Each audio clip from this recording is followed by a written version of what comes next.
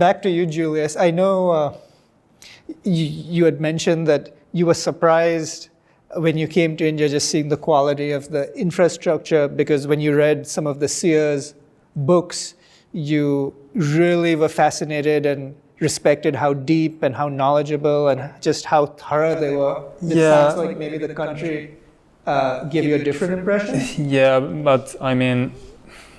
What were some of your experiences? Well, that was mentioned earlier, maybe. I mean, I might have been just biased without even noticing it. It's just that, I mean, sometimes when I look at the scriptures that have come from this country, they are just like so, you know, they are the, on the top, you know, something really like, sometimes you can't even believe that something like this has come out of man, you know. And then, but yeah, I mean, that might have been a bias, and I'm well aware that in India, I mean, the population thing is a thing. It's a poorer country. But still, yeah, when I came here, I still think that I was actually quite surprised by a few things. Just like, I wonder if I should narrate the whole arriving on the airport. Please do. I'm not sure if these stories are that interesting, but maybe I can. Yeah, what were some of those experiences? I know you had mentioned that it was a little chaotic and some things took you by surprise. Yeah, I guess I was warned in advance that things might not work that fast or that well in general. I don't remember thinking much about it. I was just like, well, it cannot be that bad, you know. But yeah, right at the immigration counter, I think I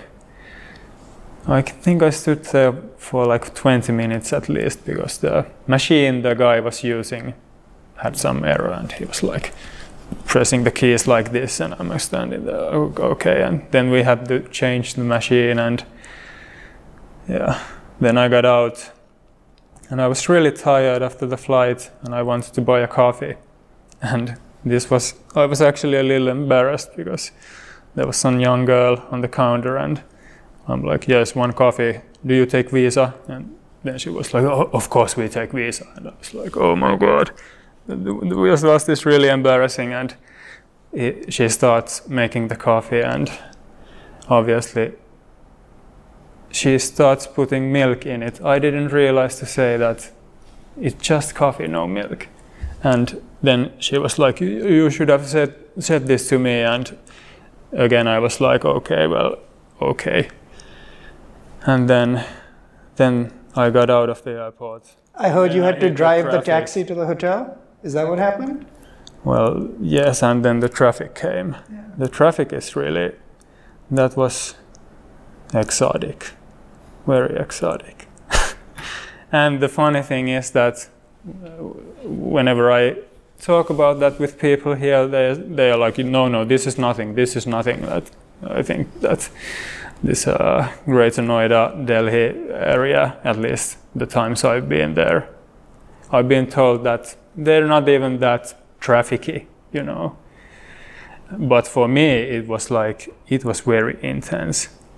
Very intense.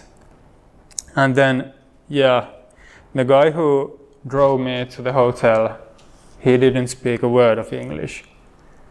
And when we got there, even though he had the GPS, I had to actually he drove past the hotel at least 2 times. 3rd time's the charm. Then he actually got there.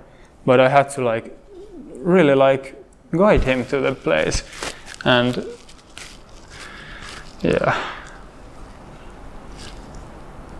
I guess the last strike was the fact that when I was leaving, he was like, ma'am, what about my tip? My tip. So he did know some English after all. But all these things, you know, I guess it's funny that in the very first hours of me being here, just many of these kind of strange little things that things are not just very smooth. Things are not very smooth. Maybe I'm not just, I might be biased, maybe I am, but it was still, as I said, I was coming to the land of the Upanishads. Yeah, but the common man, you thought you were coming to the land of the Upanishads. But the common man, most Indians have not even heard the word Upanishad. Among the few who have heard the word Upanishad, there would be very fewer still, who can name even 3 Upanishads. So to think that the ordinary cab driver would have a spiritual attitude towards life is just too much. Yeah? You won't get it here. The disorder that you encounter, that's an interesting thing. You see, the West relies a lot upon itself. I have to do it. The ego reigns supreme. I have to do it. So when you have to do it, you can establish an order. This is what I want. This is the way things should happen. And things are then made to happen that way. India has had a religious heritage, and religion is some kind of poor cousin of spirituality. So this much Indians know vaguely by way of their heritage, that man's will, intentions, desires are not all that important. That doership is not really the highest thing. And all order, mind you, in the West stems from doership. You made it happen. The order on the roads in the Europe is not biological, neither is it divine order. It's a man-made order. The East knows that there is something above man-made stuff. So any man-made order, therefore, cannot be given respect beyond a point. And that's the reason why the East is fundamentally disrespectful towards order. Even if they have to follow order, it is with reluctance, under the threat of penalty. I'll be penalized or prosecuted, so I'll follow order. Deep within, they do not want to be orderly because the vibes here, the very air tells them that above the order made by man is the order made by God. Therefore, the order made by man is a secondary kind of thing. Now, what is the order made by God? That the East has no idea of. It's just that they know that there is something above us. Now, what is really above man? That is not the subject of traditional religion. It is the subject matter of rigorous spiritual inquiry. And that is something most people in here have not gone into. So it's a hodgepodge. You know that your own will is insufficient and secondary, but you do not know what is beyond your will. So you are left nowhere. You are just stranded in the middle of existence. Man-made order, you follow not. And any order above the man-made one, you know not. So what are you left with? Just terrible disorder. And that's what you witness on Indian streets. And if you do get a semblance of order at some places in India, I repeat, that is not because of respect towards either man's effort or the truth. That is out of just fear of penalty. There are these two kinds of orders you would have gathered by now. One is the order that you witness in the West. Everything follows systems, or in Japan, for example, even in China. All you have is systems, and systems are to be respected. Systems are made for a reason. You can't just gladly, happily, randomly deviate from systems. So there is that order, and there is another order that is higher than that order, which is the order of the truth, which is the order of love. You don't need to discipline people if they really don't love. Equally, you don't need to discipline people if they really are wise. So both wisdom and love lead to a higher kind of order. Between these two orders is terrible disorder, and that's where most Indians lie. Neither here nor there, nor are they as deeply material as those in the West. Had that been the case, you would have seen order on the streets here or at other places as well. Nor are Indians deeply spiritual. We talked of the Upanishads, how few people know of them. We talked of the songs of the saints, how few people remember or sing those songs. So this order, they do not cultivate, the material one. That order, they cannot come close to. What are we Indians then left with? Just disorder, just disorder. Now there are then two ways to get orderly. One is become more material, and the more material you become, the more orderly you are. Even in India, there are very, very material places where you would find order comparable to the West. For example, if you go to an institution of higher professional learning, or you go to an IT campus, an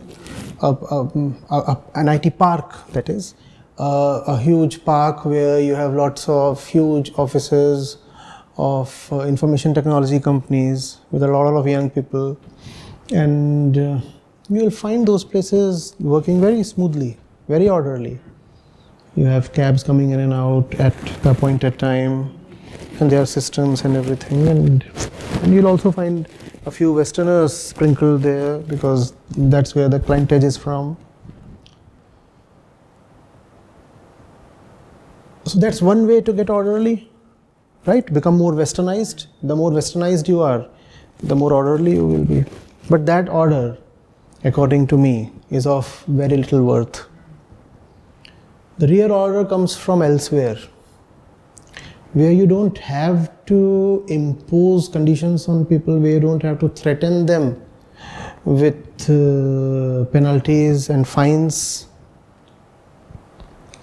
and yet people are orderly. That's a very difficult kind of order to achieve. But I think both the West and the East need to work towards that order. Order born through discipline is order based on fear. And this kind of order is not sustainable. In fact, the longer it sustains, the more dangerous it becomes, because it breeds neurosis. You are disciplined from the outside, afraid from within, and the whole thing keeps boiling within, and this simmering thing is bound to blow up one day. And once the lid blows off, anything is possible. You see, don't you see, the West is the most orderly place, and the West is also the place where the most brutal battles have been fought. The West is the place that has accumulated the worst kind of weapons. And weapons, don't tell me, breed order, or do they? Weapons are there to destroy whatever is orderly. Your orderliness might have raised buildings and cities. What are those weapons for then? To destroy all man-made order, to bring you back to the Stone Age.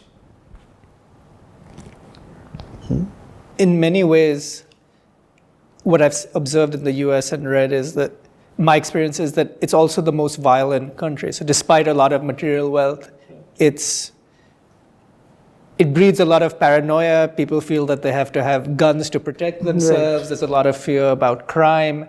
And most armed conflicts in the last 100 years have had American fingerprints on them. That's true. So maybe it's good in a way that India is not that orderly, because we just be inviting violence. See, look at it from the saints' perspectives. They too want things to be orderly. They talk of a higher divine order. Equally, what they say is that if you live too much and too strictly in conditions made by your mind, then the ego gets a lot of security. So, too much order is not even desirable. Maybe it's all right to leave things a bit disorderly and suffer a few losses, not be that efficient in terms of output or time, and yet have a more lively and fulfilling life. No, it's not that the saints advocated disorder. However, they did bring out the problems with man-made order, with a very, very meticulously planned life. When life is planned to that extent, where is the scope for spontaneity? No, I'm not saying that Indians, by dint of their disorderliness, are living spontaneous lives. I'm not saying that. I'm just picking holes in the order at all cost approach of the West. So, the saints did say a thing or two against too much discipline and order and even punctuality and all the things that are practiced in rigorous religion as well as rigorous materialism. And their idea was to leave yourself a bit to the flow of circumstances. I'll quote a couplet to you. तुलसी भरोसे राम के निर्भय होके सोए. Saint Tulsidas is the poet here, and he is saying, by the grace of Ram, I sleep without fear. I sleep without fear. Not that I have accumulated great wealth or great protection. Not that I keep a couple of guns by my side when I sleep. I just leave myself to the security, to the grace of Ram. Ram implies the truth here. And I just sleep peacefully, fearlessly. Anhoni honi nahi, honi hoy so hoy.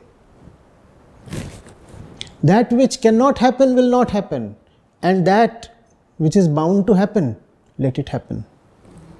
This has been the approach of India. So the saints have kind of made fun of living a secured and disciplined life. At times they have even scoffed at it, gone to that extent.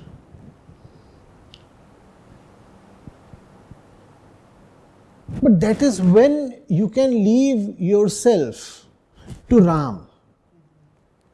When you can be a Tulsi. That's when you do not need to have material order and security, and you can live an apparently insecure life joyfully. Now what most Indians have done is that they have picked up the contempt towards orderliness from saints, but have rejected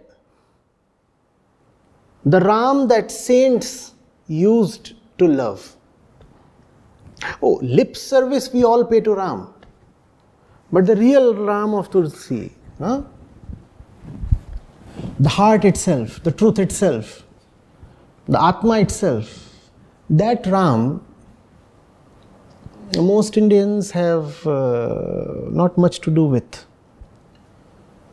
So see what has happened. It's a curious thing. We'll quote Tulsidas and say, what is the need for so much preparation and planning? Just live in a carefree way. Just live in a carefree way. But Tulsi's freedom from care came along with, or rather due to, his proximity to Ram. Now that proximity to Ram, we have forgotten. But the carefree thing, we have picked up. And when you try to be carefree without being ego-free, then this is carelessness. There is a difference between being carefree and being careless. When you are with Ram, without care, then you are carefree. But when you are without Ram and still without care, then you are just careless. So most people become careless, thinking that they are just being carefree.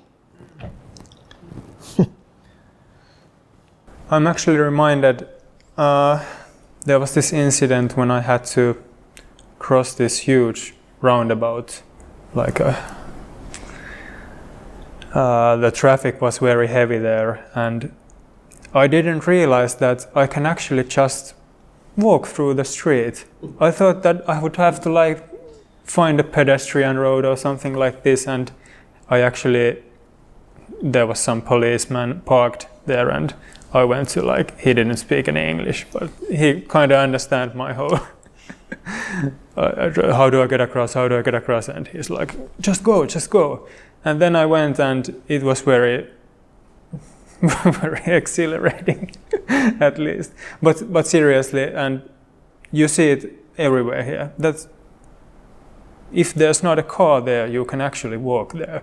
And it still amazes me that it somehow seems to work, this kind of carelessness that you talked about. I kind of it's not the same, but maybe I could see a small connection there. But it's still,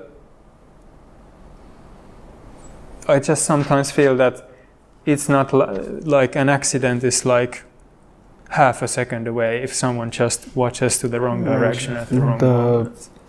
The frequency of road accidents, or rather the deaths per capita on the road in India, are among the highest in the world, and you have put your finger on the reason. See, that's what Ram does not want you to be careless. Ram wants you to leave care to Ram. That's not being careless. That's being careful to the Ram level. What is Ram? The highest. When you have the highest level of care,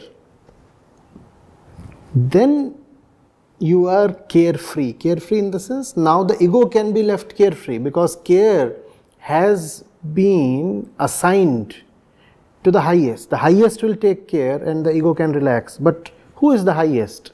The highest is not a figment of your imagination. The highest is not somewhere outside of you. The highest is within you. The highest is within you. The highest is the highest within you. The highest is the highest within you. So, to be carefree means to assign care to the highest within you. Think from the highest point of your mind. act from the highest point of your mind. That's called being carefree. Carefree does not mean that you have thrown care out of the window. Being free of order does not mean that you are disorderly. To be free of order, you have to leave order to Ram, and Ram is the highest within you. So when from your own highest point, you let an order emerge, you let care emerge, you let discipline emerge, you let direction emerge. That's the thing that the saints aspired for and taught. Now half their teaching has been kept. That's why I called religion as a distant cousin of spirituality. Something they share in common. These two.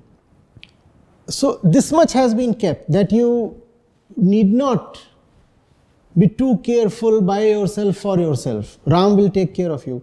But the more important half, who exactly is Ram? Or who exactly is Krishna? Or who exactly is Param, the highest? That people have not gone into, because that in some sense is barred by religion itself.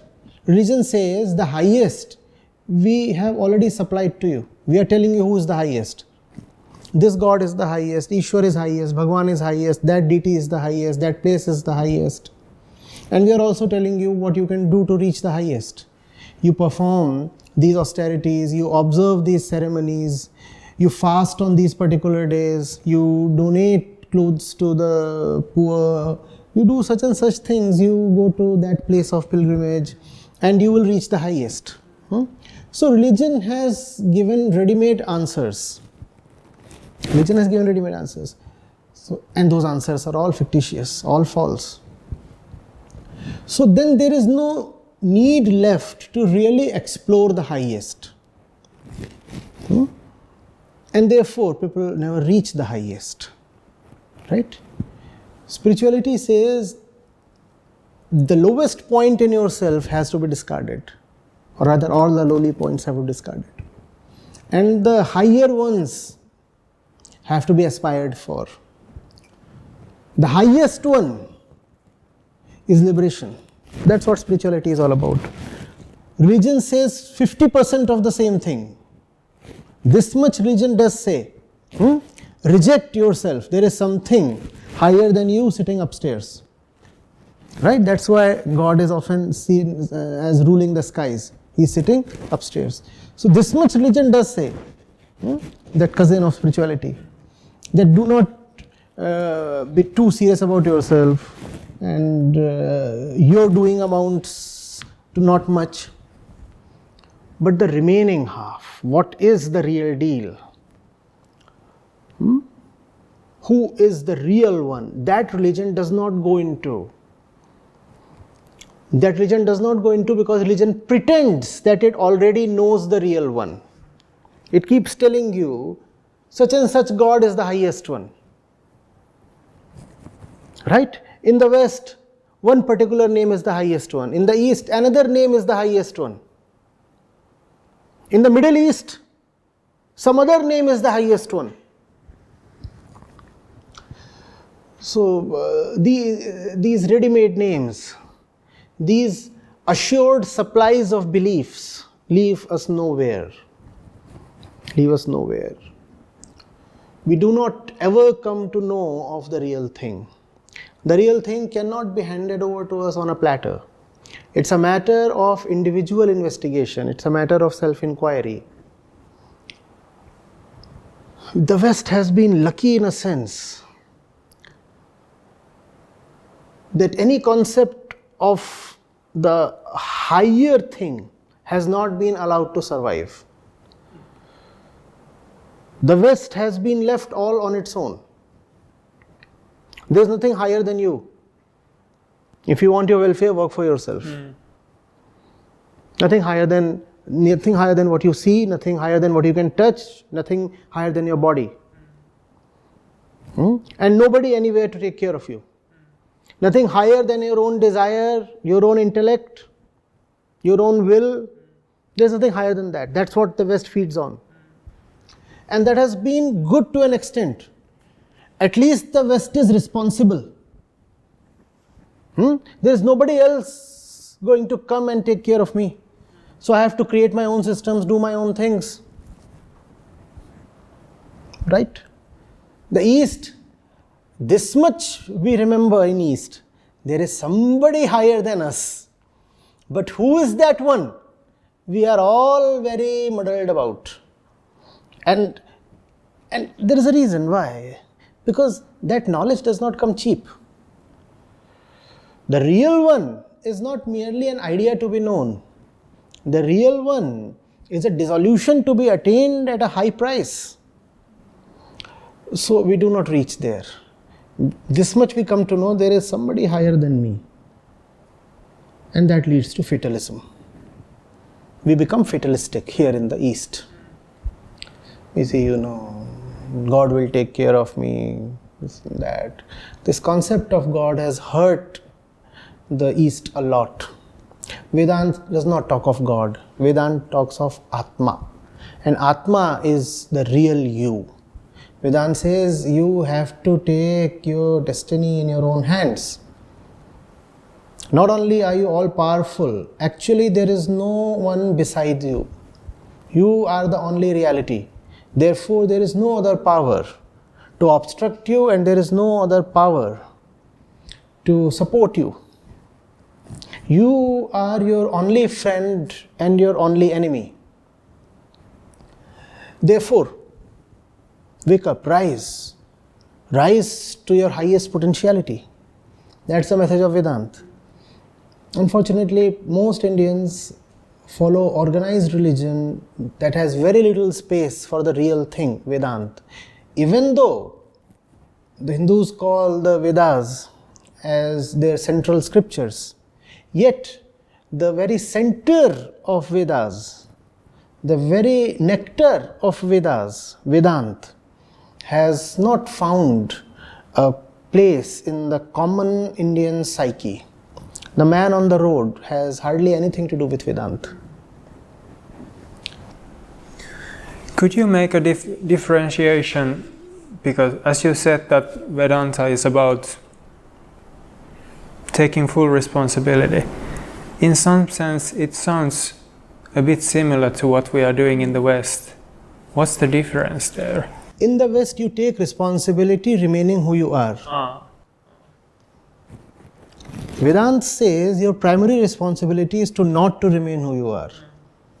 In West, when you say, I do not want to remain who I am, that means you want to get a bigger car. In the East, rather, when Vedanta says you must not remain who you are, it means freedom from the ego. Because the ego is who you currently are in your imagination. So there is a great difference. Great difference. In the West, being responsible for yourself means being lonely in a vast world. In the East, in Vedanta, being responsible for yourself means realizing that the world is but your own projection and therefore you are not lonely.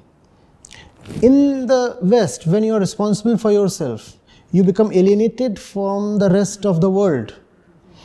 In the East, when you are responsible for yourself, you become one with the world, one with community, one with humanity, and you raise everybody alongside you. That's the difference. The responsibility that Vedanta talks of is a very holistic responsibility. It's not a divided responsibility. It does not foster the ego. It does not tell you that you are one little thing in a vast universe, as they say, a speck of dust in an infinite place. No, not that. Vedanta tells you, you are everything. You are the only reality, and the world is but your own game, your own football ground, your own theater, however you like to put it. And therefore, don't be afraid. Not only that, you are not this body that's going to crumble and die. Therefore, do not be fearful even of death. That's the extent Vedanta wants you to be fearless. And when you are fearless to that extent, you become non-violent. Violence can come only in the backdrop of fear. When you are so fearless, you actually become compassionate. So Vedanta is fearlessness and compassion. Not individualization. The individuality that Vedanta refers to is very different to the individualization that we find in the West. The individualization that you find in the West is fragmentation, is isolation. Here, it is a dissolution. I am indivisible now because I have dissolved. Just as you cannot divide a drop of water from the ocean. Similarly, I am an individual now. That's the sense in which the word individual is used in Vedanta. Whereas in the West, when you say you are an individual, that's always the individual versus the society in that kind of a concept. You getting it? So it's diametrically opposite.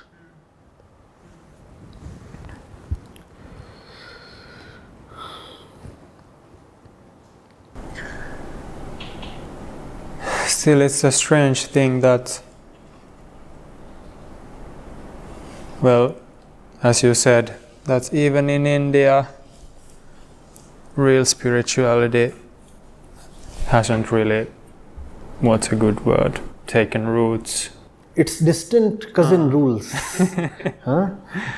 Yeah.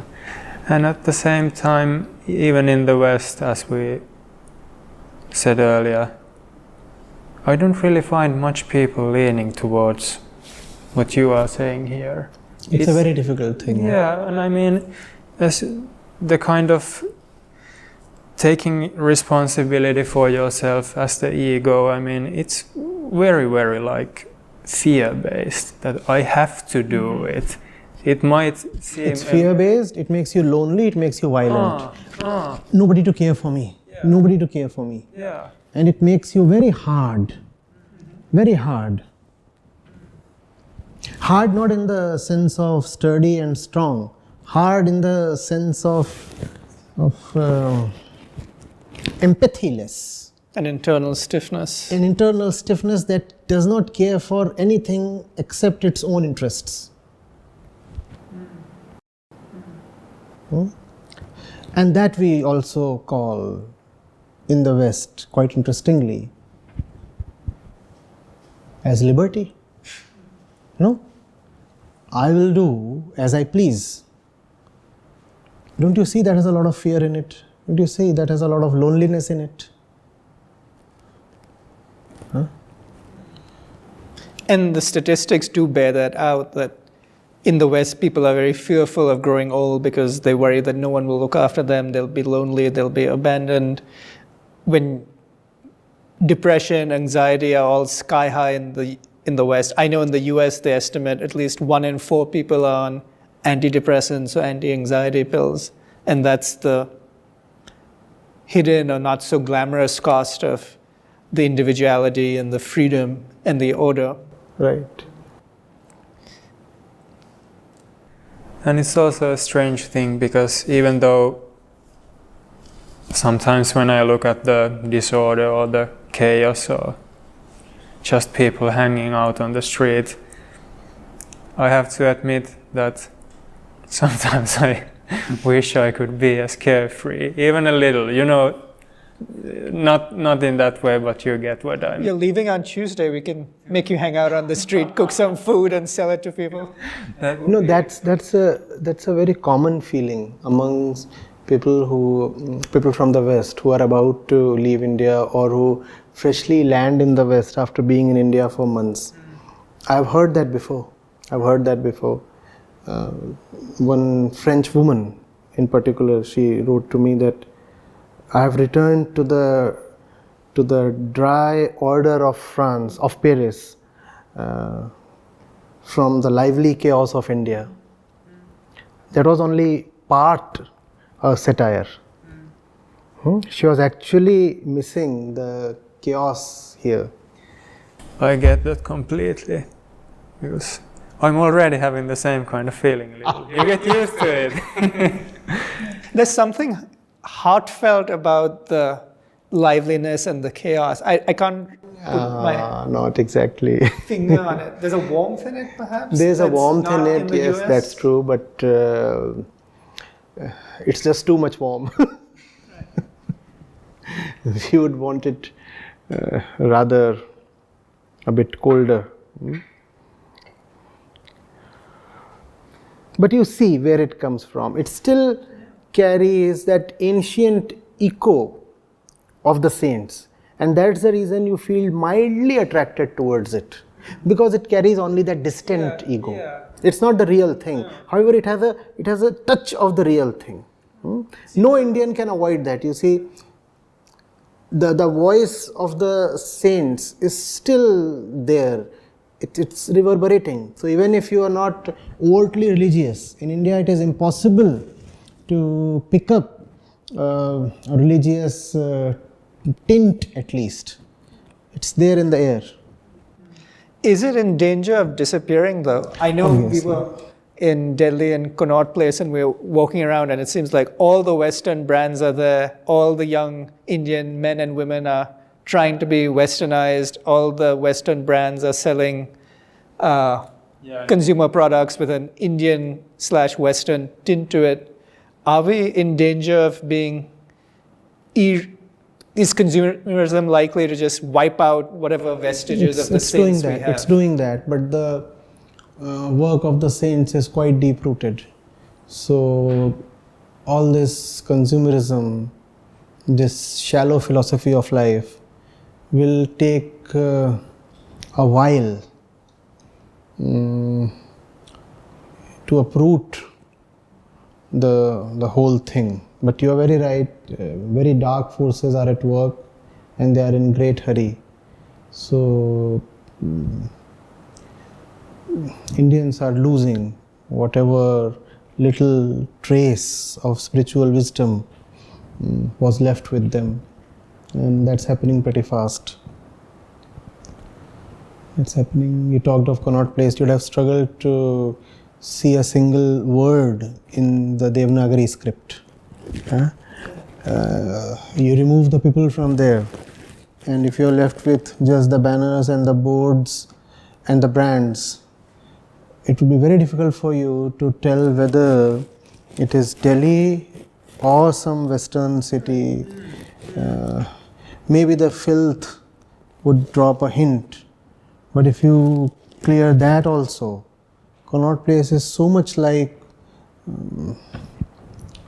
let's say, a place in Paris. Yes, obviously, comparable. Like anywhere in Europe, or anywhere the in major Europe. Yeah, of cities, course. yeah. Just remove the people so that you don't see brown skin, and then there is no difference. So yes, India is trying very hard to become a cheap copy of the West, and had that been of some use, I would have gladly accepted, rather participated. But that's of no use.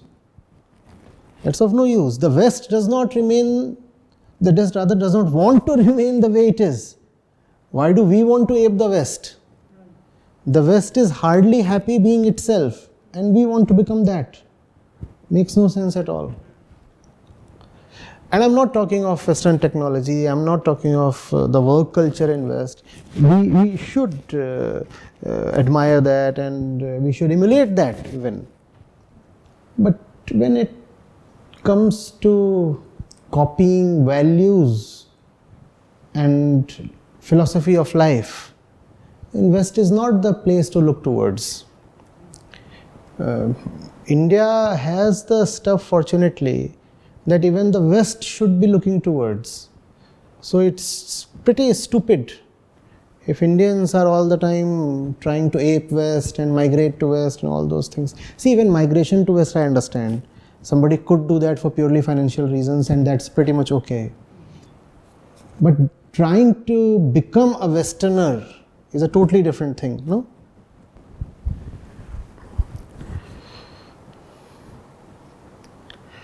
In language, in culture, in food, in values, in in the extent of disregard of your spiritual heritage. You want to be as unaware of, let's say, Vedanta as a typical Westerner is, and then you want to say, no, that's what makes me a Westerner. Westerners do not know Vedanta. I too have refused to know a word of Vedanta, and that's what makes me a Westerner. Even Hindi or any other Indian language, I would speak in a Western accent, and that's considered so cool. So cool. That's ultra hip. If you can speak Hindi in, let's say, in an Irish accent.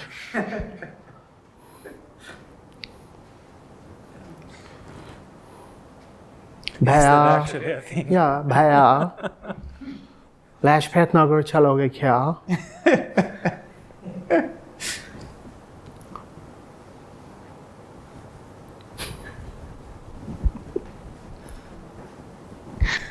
How can that be a thing? And we'd never be able to copy them as well as they are themselves. So why are we playing a No losing game copy again? can rival the original. No copy ever can rival the original. You can just be pale imitations, and how can that be a good thing? But I mean, we are doing the same thing, because if you see the neo-spiritual circles of the West, I mean, yeah, they pose themselves as very carefree, but deep down they are just as Afraid. insecure. Yeah. So I guess, yeah, I guess there's not much places to go if the West and the East are both like. That tells you that which you are looking for is not spatial, is not temporal. So you will not get it in the future. Equally, you will not get it at a particular place. There is that beyond space and time, which simply means that stop looking for it at particular places. It is not in Finland, it's also not in the Indian spaces. It's somewhere else.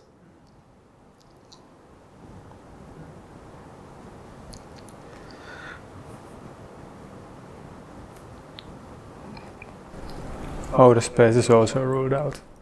Outer space is also ruled out. All the space is ruled out. All the space is ruled. See, it's not that we are ruling out time and space. Fundamentally, remember, because you have been with me for a while now, we are ruling out the one to whom time and space exist. Who is the experiencer of time and space? You and me. So we have to rule ourselves out. It's not that we are disdainful of spaces or we are unmindful of time. Time has to be respected. Places exist as a fact, and places can be useful. However, the ego, that is itself a creation of time and space, wants to consider time and space as the ultimate. That's the tendency we have to watch out against. In that sense, it is said that that is beyond time and space, so that the ego cannot be too happy. The ego does not go too far in its quest of self-delusion. Time and space are not objective things. So it's not stuff we are disregarding. We are disregarding the one to whom the stuff exists.